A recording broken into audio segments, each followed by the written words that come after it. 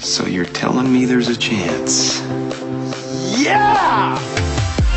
You're on the path to MoGraph from School of Motion.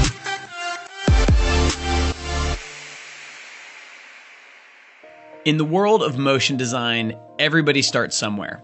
It should be pretty obvious that artists don't just appear fully formed with all of the creative and technical skills necessary to do world-class work.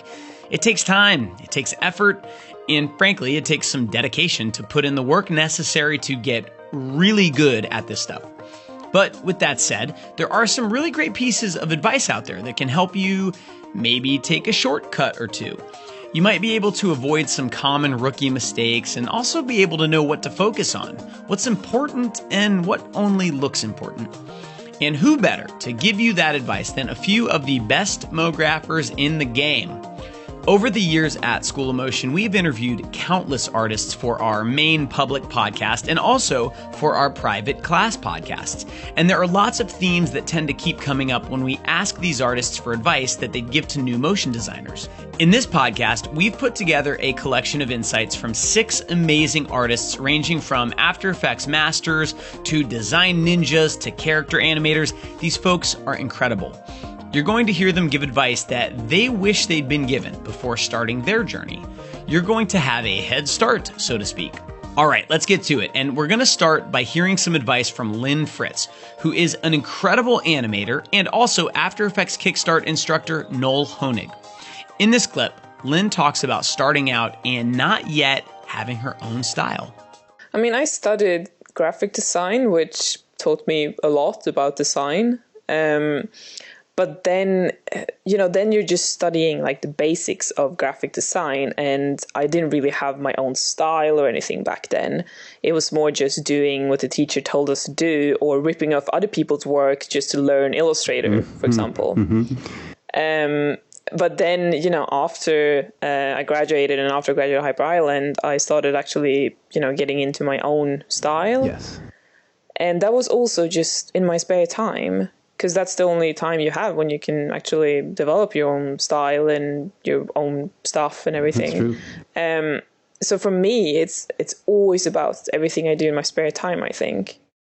You actually just raised something that I'm interested in, which is sort of this idea of ripping other people off to learn. I mean, ripping, like when you're a student, I don't know, ripping people off is kind of like a harsh term or whatever, but, where do you stand on that? Do you feel like students, like it's okay for students to kind of borrow a style to kind of learn a thing from, something that's more established to sort of find their own voice? Or do you think that's kind of like a bad thing? I mean, I don't really know. Like personally, I ripped off so many, so much work when I studied high school when I was like 15, 16. But that was work that I never showed anyone ever. That was, they never left my computer.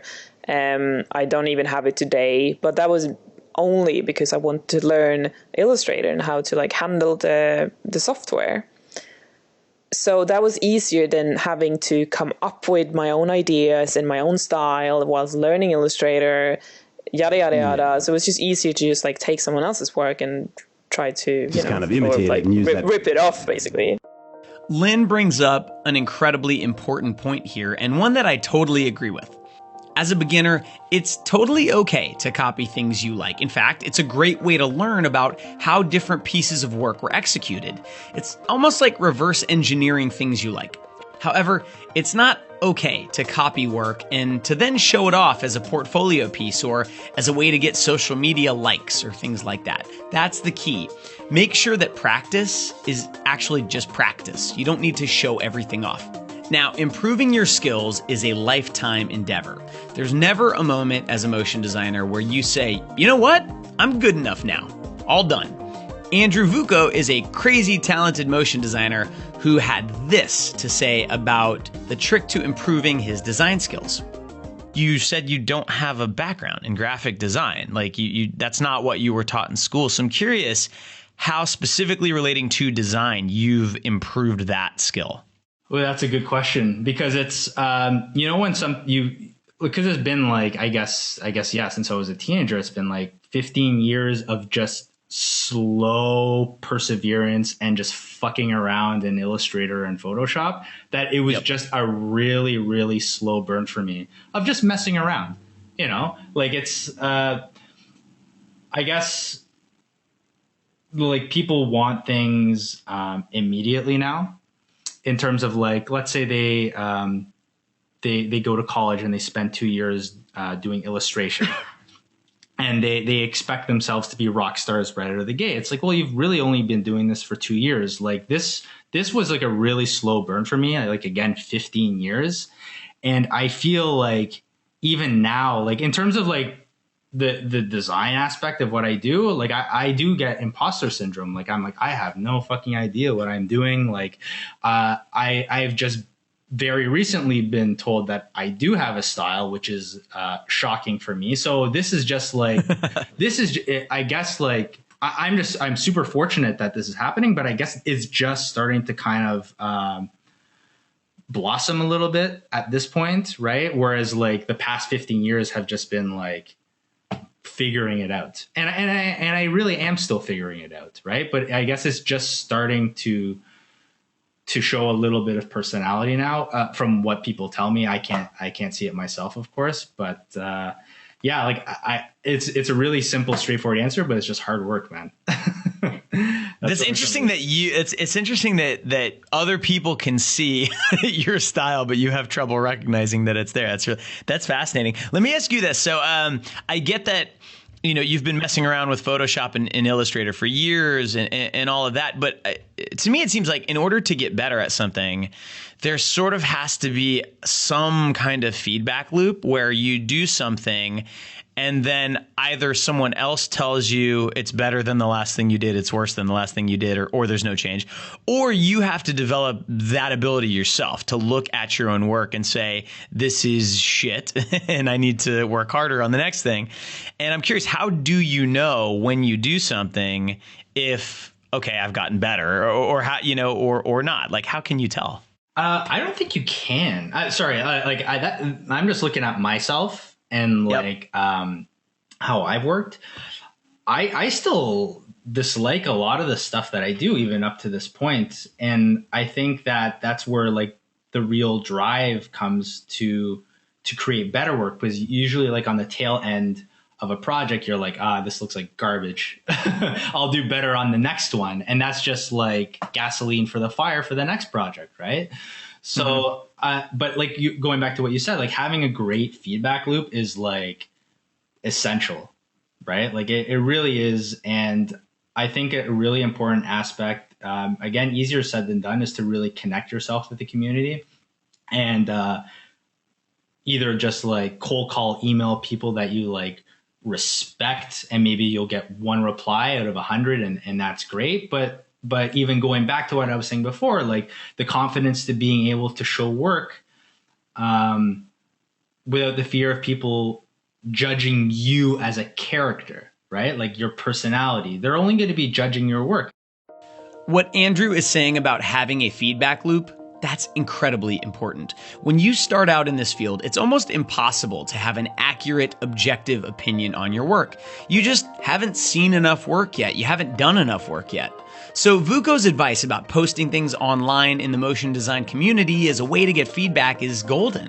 And of course, at School of Motion, all of our paid courses have feedback built into them because we know it's that important. So let's say you start down the path to MoGraph and you start getting good. You get a gig somewhere. Well, now you have to start thinking about what kind of motion designer you want to be. And there are so many choices. Joe Donaldson is a designer and animator who has worked at the best studios in the world and who has made a conscious choice to be a specific type of artist. In this conversation with Design Bootcamp instructor Mike Frederick, listen to what Joe has to say about choosing the right career path and avoiding burnout. One thing that's very real in what we do is the burnout. I mean, it's an entire field of 20-somethings through 35-year-olds. You know what I mean? Like, and like correct. At least in like the studio motion graphics, like freelancing circuit. And I think a lot of times the burnout comes from people just doing everything because they feel they need to, or because They just have to. And I think, so this is obviously, there's many reasons why people have this, but I think a lot of it comes down to ego. And I think we all have this idea that like, oh, we need to do everything. Like the idea of ownership is something that's really, it's something that we all struggle with to some degree or another. And I think there's this idea that like, oh, this has to be mine. That's like, I need to conceive it. I need to write it. I need to design it, and I need to animate it. And there are people out there who can produce wonders that way. But I think this is a really communal medium, and the sooner that you embrace collaboration and playing to other people's strengths and kind of embracing your weaknesses, the better. So if that means that only results in the product and the quality of things getting better if you have help and you're making something that's bigger than just yourself.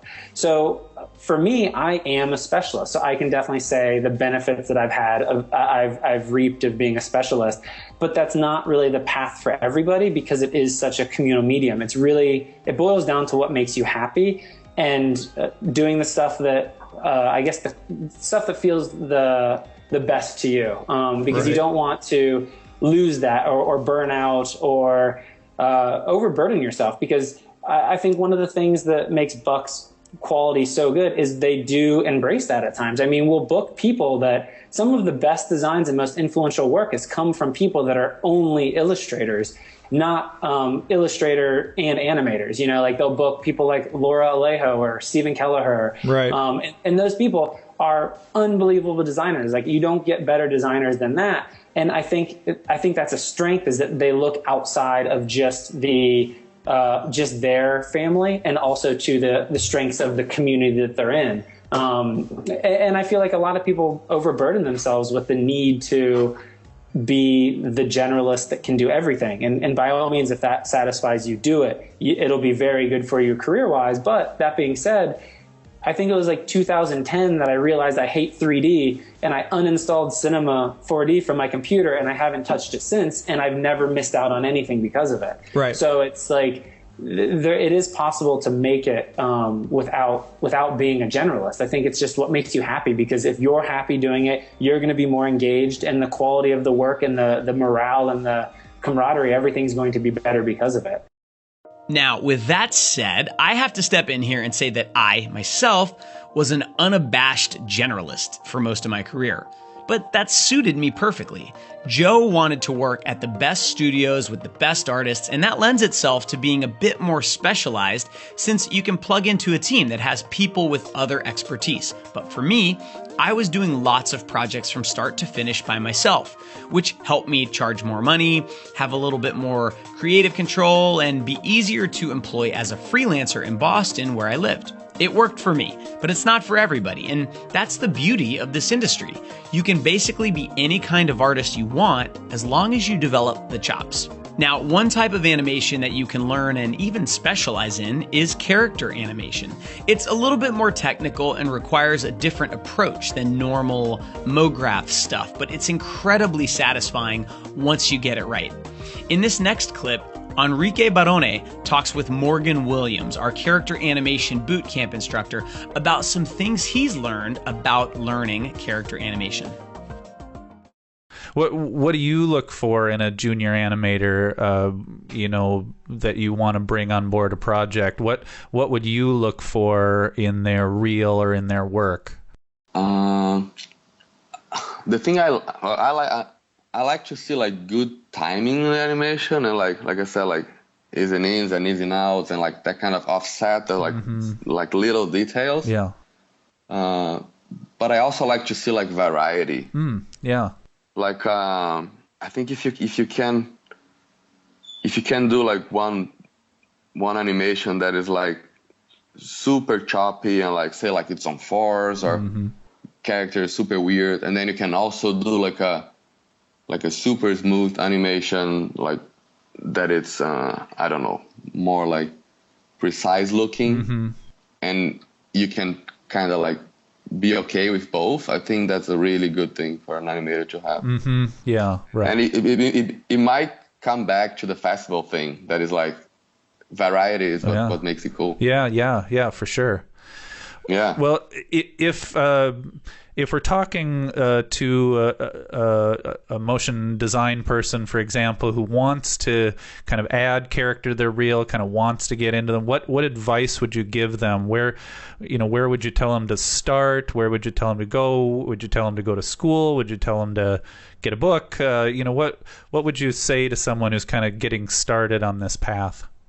Well, it's easy to say for me to go to school because that's how my path went. Sure.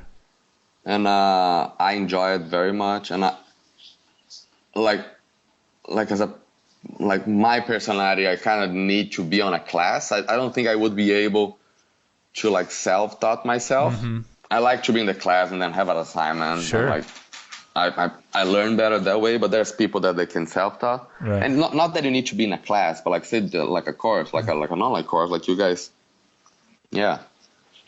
And but some kind of structure. But yeah, some kind of structure, exactly. If you can structure that yourself, I don't know, put yourself like some assignments and try to keep track on them and like, I don't know, maybe try to find a mentor online, but I would say it's good to have like a structure, like a class, or I learned that way. And especially like the progression of assignments, I think that's really important. Like to start like with the bouncing ball and then that's timing. Right. And then you can add like a tail to the bouncing ball and I'm kind of getting overlap here. Right. That's how it works. Like I see a lot of people like starting with character and like to do a character walk, that's still for me one of the hardest things. Yes. Yeah. And I don't know, people start with walk cycles. Yeah. Not sure if that's... I think that's crazy too. I've always I 100% agree. I've always thought, why start with something so subtle and so complex? Yeah. And it's also I like to get up. Yeah, and it's also something that isn't really very much like a lot of other character animation because it's sort of all these just repeating cycles, whereas most of the time you're kind of doing more sequential, more storytelling. Yeah. So yeah, I've always thought it's a weird place to start. No, and I think it's super easy to get frustrated. Yeah. Because to get like a personality in a walk cycle is not that easy. No, it's not. I mean, you might get your character walking, but then it looks robotic and it's like, animation is too hard. I don't really like it. And then you kind of gave up. Animation can be tough to learn, but character animation is its own beast and one that I've actually had a blast practicing whenever I get an opportunity. The next bit of advice comes from my personal animation hero, Jorge Rolando Canedo Estrada, also known as J.R. Canist in the industry. He's a beast of an animator, but he also has a very refined design sense, which is incredibly important in this field, even if you specialize in animation. See, some animators, especially ones that work at a studio, are not the ones coming up with the designs that they are animating. Somebody else designs the work and they just make it move. But you still need to have a good eye for design in that situation. Check out what Jorge has to say about this. I mean, obviously you have some design background. Because it was interesting, I asked Sonder the same question and he said pretty much the same thing, that he, at this point, mostly animates other people's boards. And I've done that too, and I kind of find it comforting because I know that I'm a better animator than I am a designer. But how much design do you think an animator needs to have? Do you think they just need the basics? Do you think every animator should strive to also be a designer, or what's your kind of philosophy on that? Yeah, it's kind of a tricky one because in order for you to get noticed as an animator, I think either you have two options: do something really simple, and that's what I did. Like I animated circles and squares, right, for this title sequence I made, and I just wanted to like have fun animating. You know, I didn't want to like break my head designing. I just wanted to like put some keyframes and just like spend the time to make those keyframes just beautiful. Yeah. So that's one option, you know, like you choose something simple just to show off your animation skills. The other one is to try to design it yourself, and you run the risk, which I think it's good in a way, that the design is not so good. And then you spend so much time in the design that like the animation is like ends up being not as good either. And then you end up with that okay video, you know? And then that's how you're being seen. You're not seen as a great animator or a great designer. It's just okay. So it's kind of tricky, especially when you're coming out of school, I think. But like what I would say, my take on it is, if you want to, like the truth is, like, most people should strive for both, I think. Because I know even now, I'm still striving to be an amazing designer, even though like I'm much comfortable in animation and I know I can flourish there. I'm still like striving to do like a lot of awesome designs. Like I still want to do that. Even though I need to acknowledge that there are other people right now that are better for me than me for that stuff. But I think at least you should understand and have good taste for design. I know that if you're doing a piece that you're the designer and you're the animator, but at the end of the day, what you want to do is really animation, you should be able to tell if the design is good or not. You know, like you should have to have good taste in terms of design, at least, like at the very least. Totally. Yeah. I think I would agree with that 100%. I think you have to have good taste, and not just in design, but in animation too, especially if you are an animator. So how do you develop your good taste, or did you just sort of have it, or do you consciously do something to improve your taste? You know, I would normally say that you're just kind of born with that. But fair enough. but then I look at my own experience, you know, and I look at the things that I used to like when I started, and then I look at the things that I like now. It's definitely evolved. So I think there is an element that you're like, the reason why you're getting into this is because you like it, right? And hopefully you like the stuff that is out there that is good. That means that the taste is already there. Otherwise, you shouldn't even be doing this. So I think there is an element that you just have that in you. But I think there's also an element like your taste evolves, and I know mine has, you know, and you just start comparing yourself to better and better things, and then when you start comparing those better things, you realize you could be better, and then when you get there, you see something else that is even more amazing than that, and it was like, oh, you could be better.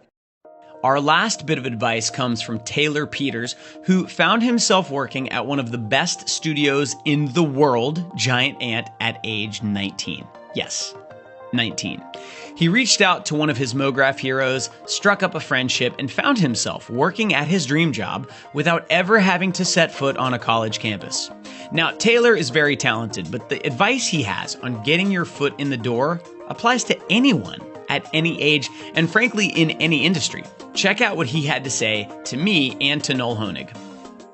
You might be aware of this on some level, but you're sort of a rare bird in that you like very quickly identified what you love, and you had the drive and I would use the word cojones to actually go after it and contact Giant Ant, and here you are. I don't even think we've mentioned your age in this interview, but can you tell everybody how old you are right now? I'm 19. You're 19 and you're working at Giant Ant. And so the lesson that, frankly, even me, I'm 36 at the time of this recording. What I take away from it is just try, just put yourself out there, because, you know, if you were a really shy person and you let that imposter syndrome creep up on you, you may never have reached out to Giant Ant. You might have just told yourself, you know what? Nope, I'm not good enough. I'm not even going to bother. And who knows what you'd be doing right now. And maybe you'd be at Vancouver Film School with a giant, you know, student loan payment coming your way in a few years. And instead, you're learning probably the best way you possibly could, which is at Giant Ant. So if I'm putting words in your mouth, I would say put yourself out there and don't wait until you feel ready to try and run at it. That's a good one. Thank you. Yeah, you're welcome. you want to walk around with me so I can like order coffee better and stuff? Because I'm really bad at that too. I need a Taylor puppet that I can walk around with. Yeah. No, but yeah, try is. I've been amazed. Like I have friends that are like in the same. I mean, not animating friends, but like just like friends in the creative industry that are like very, very timid. Like they're like, oh, I love that person, and then they like just like don't do anything about it. And I'm like, just send them an email. Like, what if that person's like, oh, thanks for that email. I'm actually looking for blah, blah, blah. And then like, all of a sudden you've got a job. Like it's such an easy email to write. And it's like the best thing that you can do. Like you're going to make someone's day if you do send an email saying like, hey, I love your work. And like that isn't commenting on people's Behance posts. Like, hey, this is some really great work. Please check out my page. Like don't do that.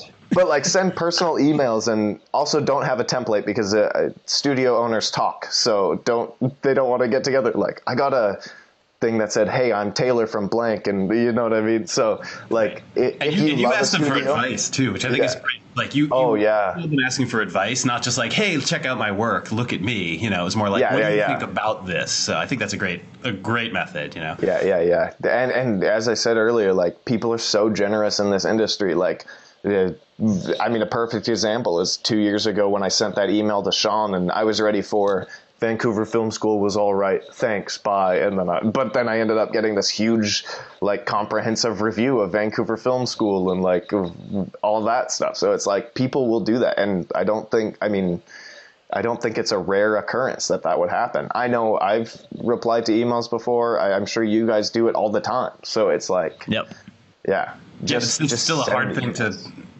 great advice. It's a hard thing for a lot of people to do, I think, especially young people. You know, if they don't feel confident, they're like, the imposter syndrome takes over. They're like, I'm not good enough to, work there or whatever. I think your advice would be more just like, do it and get there and change and just keep rolling with it. That totally. Like, nobody, like, I don't think wherever you want to be, if you're already good enough to be there, then maybe you should like aim higher. You know what I mean? Like, so there's always going to be that feeling that's like, oh, I'm not good enough. And that's like, oh, take advantage of that. Like, that's what you need. That's the drive you need. Here at School of Motion, we are always digging into the brains of artists like these to try and find out what makes a successful motion designer. These short little pieces of advice are just the tip of the iceberg, but they definitely are representative of ideas that have come up on our podcasts over and over and over again. And my hope is that by listening to this, you feel a little inspired. This whole endeavor may seem a little less scary to you. Every single artist you just heard from had to start from zero. And with a little bit of passion, some hard work, and the right attitude, they are now all very successful. And you can be too. There's no magic here. You just need to take the right small steps one at a time. That's it for this podcast. I hope you got a lot out of it, and I will catch you on the next one. Enjoy the rest of the path to MoGraph.